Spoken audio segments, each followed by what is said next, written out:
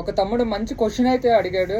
అన్న, నేను బిగినర్ స్టేజ్లో ఉన్నా, SHGD 5K ప్రిపేర్ అవుతున్నా, నాకు ఇప్పుడు ఖాళీ అయిందన్న, నేను గ్రౌండ్ స్టార్ట్ చేస్తున్నా, ఎలా స్టార్ట్ చేసుకోవాలి 2 మాటల్లో చెప్పన్నా అని ఒక చిన్న మెసేజ్ అయితే పెట్టాడు. చాలా సింపుల్గా పెట్టాడు.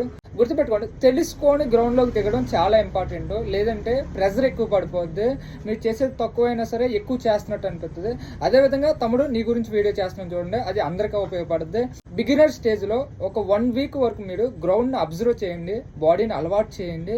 ఎక్కువ ప్రెజర్ పెట్టి వర్కౌట్లు, రిపిటేషన్ వర్కౌట్లు చేయొద్దు. దాంతోపాటు వచ్చేప్పటికి స్లోగా బాడీని అలవాటు చేయి, వాక్ చేయి, జాగ్ చేయి, స్లోగా రన్ చేయి.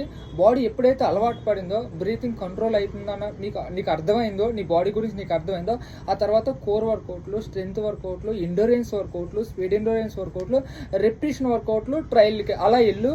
సిస్టమేటిక్గా వెళ్ళు. వార్మప్ ఎప్పుడు చేయాలి, కూల్ డౌన్ ఎప్పుడు చేయాలి, స్ట్రెచింగ్ ఎప్పుడు చేయాలి, రిపిటేషన్ వర్కౌట్లు ఎప్పుడు చేయాలి, ఇవన్నీ తెలుసుకుంటాకి మ్యాక్సిమం ట్రై చేయి. నేను కూడా వచ్చేప్పటికి ముందు ఇన్ఫర్మేషన్ వీడియోస్ అనేది పెడతా ఉంటాను. మీకు చాలా బాగా యూజ్ అయింది. ఒక సిస్టమేటిక్గా వెళ్ళండి, చాలా యూజ్ అయింది. Thank you friend, thank you so much. అందరికీ ఆల్ ది వెరీ బెస్ట్. జై హింద్.